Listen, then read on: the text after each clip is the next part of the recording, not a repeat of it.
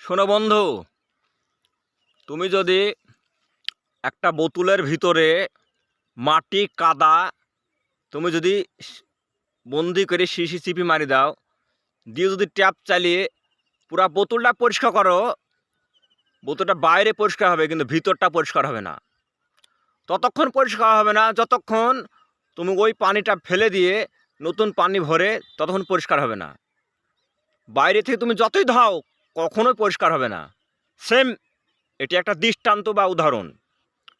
তুমি তোমার ভিতরে ময়লা থাকলে তুমি মসজিদে গিয়ে সেজদা করো আর মন্দিরে গিয়ে যে পড়ে থাকো, কোনো দিনই তোমার কবুল হবে না। যতক্ষণ না ভিতরের ময়লা তুমি পরিষ্কার করছো ততক্ষণ তোমার ইবাদত কবুল হবে না। তোমার ভিতরটা আসল কাল্ব, হৃদয় হৃদয় হৃদয় যার